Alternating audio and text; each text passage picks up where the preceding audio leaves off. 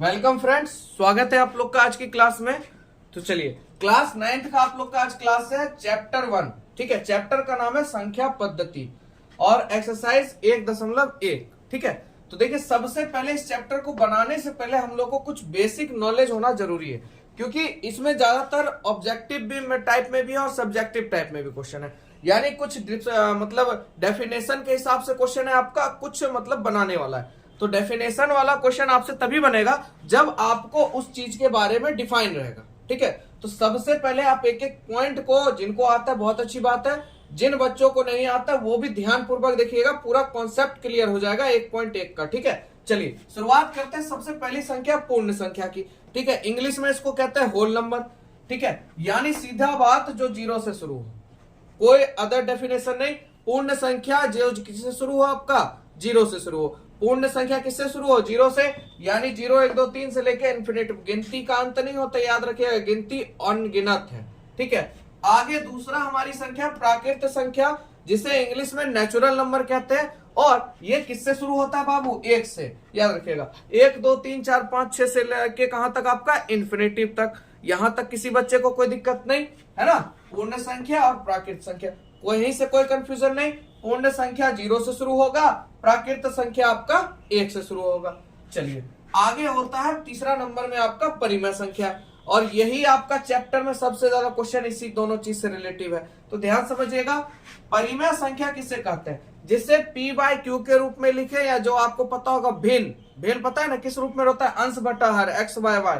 तो ये भी उसी तरह से, ठीक है, यानी जिसे p बाय क्यू के रूप में लिखा जा सके, जहां p और q क्या हो, पूर्णांक हो। अभी पूर्णांक क्या है उसको भी मैं आपको समझाऊंगा, टेंशन नहीं लीजिएगा। ठीक है, p और q क्या हो, पूर्णांक हो, और q बराबर नहीं 0 होना चाहिए, यानी q का मान 0 नहीं होना चाहिए। यानी कहने का मतलब, अगर देखिए 2 बटा अगर हम 0 कर दें, तो बताइए ये कभी पूर्ण संख्या होगी, सॉरी परिमेय संख्या होगी? नहीं होगी, क्योंकि परिमेय संख्या का होने का नियम कहता है q बराबर 0 नहीं होना चाहिए। यानी 0 के बदले अगर हम यहाँ 9 कर दे तो ये परिमेय संख्या होगी। तो याद रखिएगा, कभी भी नीचे में, नीचे यही है ना, नीचे में 0 नहीं आना चाहिए। ठीक है, 0 नहीं आना चाहिए, कोई दिक्कत। मान लेते ऊपर में 0 आ जाए तो इस टाइप का भी क्वेश्चन बनता है। हाँ, तो हो जाएगा 0 बाय 1 कर सकते हैं हम लोग, है ना। 0 बाय 2 कर सकते हैं, इसको परिमेय संख्या हम लोग कह सकते हैं, है ना। 4 बाय 5 कर दीजिए, 5 बाय आप लोग 6 कर दीजिए, ये सब क्या है, परिमेय संख्या है। यानी जिसे p बाय क्यू के रूप में लिखा जा सके, और q बराबर हमेशा याद रखिएगा 0 नहीं होना चाहिए। और p और q यहाँ पे खुद कह रहा है क्या होना चाहिए, पूर्णांक।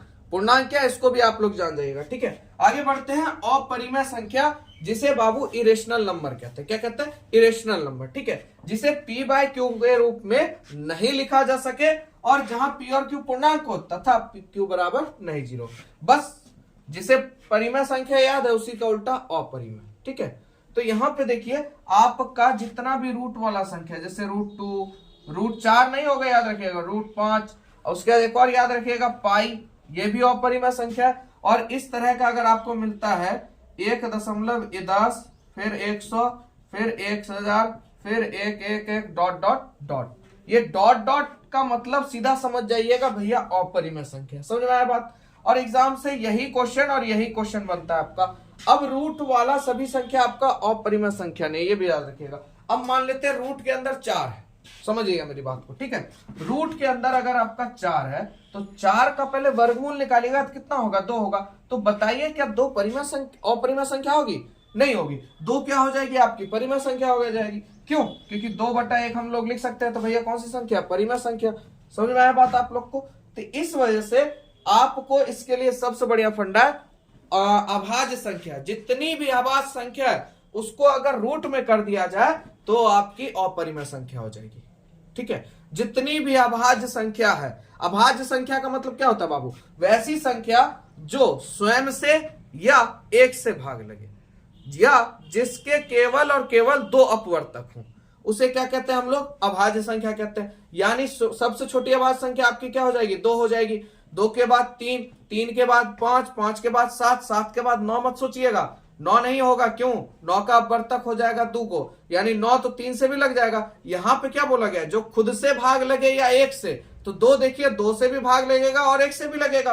3 में देखिए 3 से भी भाग लगेगा और 1 से भी भाग लगेगा, तो सिर्फ वैसी संख्या आपको लेनी है जिसमें सिर्फ और सिर्फ स्वयं से भाग लगे या 1 से भाग लगे। अब 9 अगर आप लेते हैं तो बताइए होगा? नहीं होगा, क्योंकि 3 से भी भाग लगेगा, 9 से भी लगेगा, 1 से भी लगेगा, तो 9 नहीं होगा। क्या होगा? 11, 11 के बाद 13, 13 के बाद 15 भी नहीं होगा, क्या होगा? 17। ठीक है। अगर आपको और भी थोड़ा मतलब डाउट है तो क्लास 8 के प्लेलिस्ट में आप लोग चले जाइएगा, और इस पे पहला ही चैप्टर में पूरा डिस्क्राइब करके मैंने बताया हुआ है हर संख्या के बारे में, सम विषम टोटल कॉन्सेप्ट आपका क्लियर हो जाएगा। ठीक है, तो आप लोग जा सकते हैं क्लास, आप लोग मेरे मतलब प्लेलिस्ट में जाइएगा, चैनल में प्लेलिस्ट बना हुआ है, क्लास 8 का मैथ खोलिएगा, पहला चैप्टर में आपको इस सब के बारे में बताया गया। ठीक है, तो ऐसे भी आप लोग समझ गए होंगे। ठीक है, क्लास 9th में होंगे तो इतना बुझने तो आता होगा। तो आप लोग समझ गए परिमेय संख्या, अपरिमेय संख्या। चलिए अब एक चीज और समझ लेते हैं, पूर्णांक क्या है, बस। ठीक है, अगली संख्या आपकी पूर्णांक, जिसको इंग्लिश में बाबू इंटीजर्स कहते हैं, यानी वैसी संख्या जिसमें धनात्मक, ऋणात्मक एवं शून्य दोनों शामिल हो। तो धनात्मक का मतलब होता है प्लस वाली संख्या, कोई दिक्कत? ऋणात्मक का मतलब होता है माइनस वाली संख्या, कोई दिक्कत? और साथ ही साथ क्या शामिल हो? शून्य शामिल हो, 0। यानी इस तरह की संख्या आपने देखी होगी, संख्या रेखा पे होता है 0, 1, 2, 3, 4, -1, -2, -3। तो यही एक तरह से क्या है? पूर्णांक है। समझ में आया आप लोग को? पूर्णांक समझ गए? कोई डाउट नहीं? यानी धनात्मक प्लस वाली संख्या, ऋणात्मक माइनस वाली संख्या, और जिसमें शून्य शामिल हो वैसी संख्या को क्या कहते हैं? पूर्णांक कहते हैं। कहीं से कोई दिक्कत नहीं। चलिए अब बढ़ते हैं हम लोग एक्सरसाइज की तरफ, और फटाफट आप ही लोग क्वेश्चन बनाइएगा, देखिएगा तुरंत, क्योंकि जिसने अभी तक पूरा समझ लिया होगा वो फटाफट जवाब दे देगा। ठीक है, चलिए तो प्रश्न आपका पहला है, क्या शून्य एक परिमेय संख्या है? अभी आपने तुरंत पढ़ा है, आप लोग का जवाब आ गया होगा। क्या होगा? हाँ कि ना? आगे पढ़ते हैं, आप लोग जवाब तैयार रखिएगा। क्या इसे आप p/q के रूप में लिख सकते हैं, जहां p और q पूर्णांक और q बराबर नहीं 0? तो भैया आंसर क्या होगा? हाँ। क्या होगा? हाँ, क्योंकि हम लोग शून्य को परिमेय संख्या के रूप में लिख सकते हैं। भैया शून्य को लिखा, परिमेय संख्या का मतलब क्या? बटा में 1 लटका दीजिए, उसको 1 लटका सकते हैं ना। तो किस में बदल गया? p/q के रूप में बदल गया, बताइए। और q बराबर सिर्फ, भाई परिमेय संख्या का मतलब क्या होता है? q बराबर 0 नहीं होना चाहिए। ये नहीं बोला कि p बराबर 0 नहीं होना चाहिए, परिमेय संख्या ने बोला q बराबर 0 नहीं होना चाहिए। तो q बराबर भाई 1 है, तो बताइए क्या 0 परिमेय संख्या है कि नहीं है? है। और भी एग्जांपल ले लीजिए, 0/5 ले लीजिए, 0/7 ले लीजिए, कोई दिक्कत? तो आप लोग समझ गए होंगे। चलिए चलते हैं अगले क्वेश्चन। प्रश्न संख्या 2 कहता है 3 और 4 के बीच में 6 परिमेय संख्या ज्ञात करें। ठीक है, इसका 2 कॉन्सेप्ट होता है, एक माध्य विधि द्वारा होता है और एक सीधा कॉन्सेप्ट है जो अभी आप सीखिएगा। एक होता है 1/2 a + b। ठीक है, इसको करते जाना, आपका बन जाएगा। यानी कहने का मतलब 4, 3, 7 को 2 से भाग दे दो, पहले निकलेगा। उसके बाद जो आंसर आया फिर 3 में जोड़ दीजिए, उसको भाग कर दीजिए। तो थोड़ा मेथड लॉन्गेस्ट है, तो आप सबसे बढ़िया देखिए 3 को और 4 को परिमेय संख्या के रूप में लिखिए। तो परिमेय संख्या का मतलब क्या? 1 लटकेगा, अब न हुआ परिमेय संख्या। अब इसको थोड़ा सा बाबू बढ़ा दीजिए, कोई कष्ट? देखिए गुना डाल दीजिए। कहेगा क्यों डाले सर? तो अभी आपको समझ में आ जाएगा। क्या गो परिमेय संख्या कह रहा है? 6 गो। जय गो कहेगा एगो बढ़ा दीजिएगा, जय गो कहेगा एगो बढ़ा दीजिएगा, 5 गो कहेगा तो क्या गो? 6 गो। 3 गो कहेगा तो क्या गो? 4 गो। 2 गो कहेगा तो क्या गो? 3 गो। तो यहाँ क्या गो बोला बाबू? 6 गो। तो क्या गो गुना करेंगे? 7 से। ऊपर नीचे गुना कर दीजिएगा, कोई कष्ट? चलिए 7 तिया बाबू 21, 7 एकम 7, 7 चौक बाबू 28, 7 एकम 7, कोई दिक्कत? 21 के बाद गिनती लिखना शुरू कीजिएगा, 28 से पहले खत्म कर दीजिएगा। तो देखिए 22, 23, 24, 25, 26 और 1 27, सबके नीचे हम 7 है, डाल दीजिए। बोलिए कोई दिक्कत? क्या गो परिमेय संख्या पूछा था? 6 गो। तनी गिनिए तो बाबू 1, 2, 3, 4, 5, 6, पूरा कि नहीं पूरा? तो यही हो गया आप लोग का आंसर। बोलिए मजा आया कि नहीं आया? Concept clear?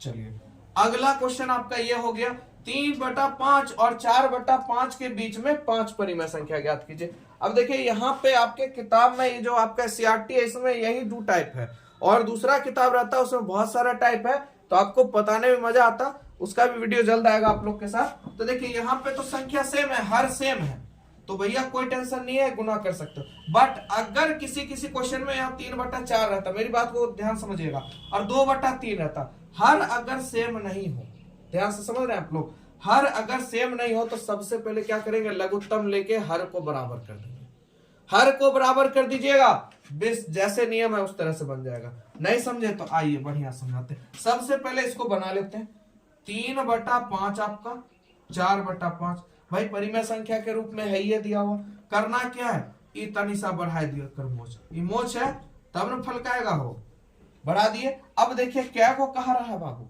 5 को। ध्यान रखिएगा ये कॉन्सेप्ट तभी लगेगा जब हर सेम हो, याद रखिएगा हर सेम होना चाहिए।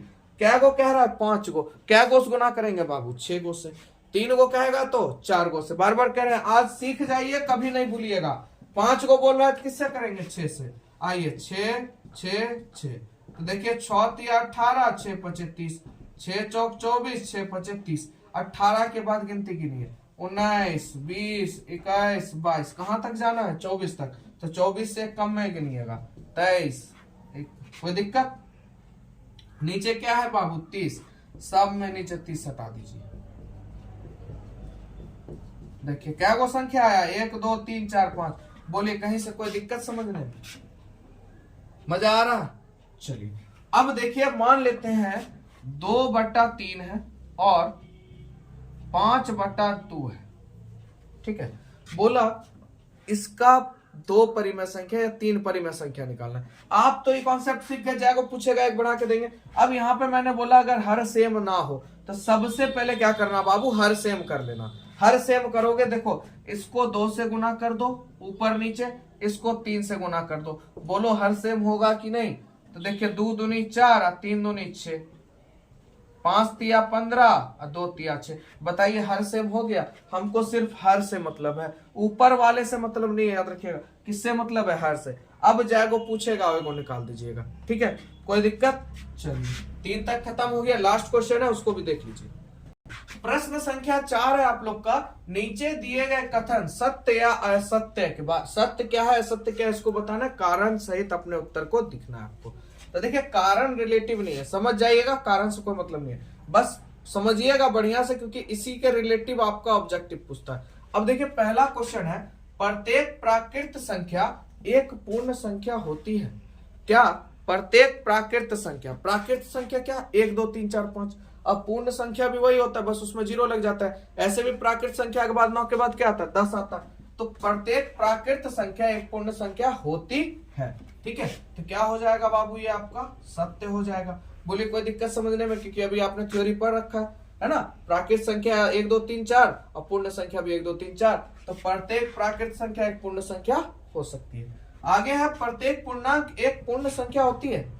अब देखिए प्रत्येक पूर्णांक की बात हो रही है, ठीक है, पूर्णांक की बात हो रही है। पूर्णांक भी आपने पढ़ रखा है बाबू, धनात्मक संख्या, ऋणात्मक संख्या और शून्य शामिल हो।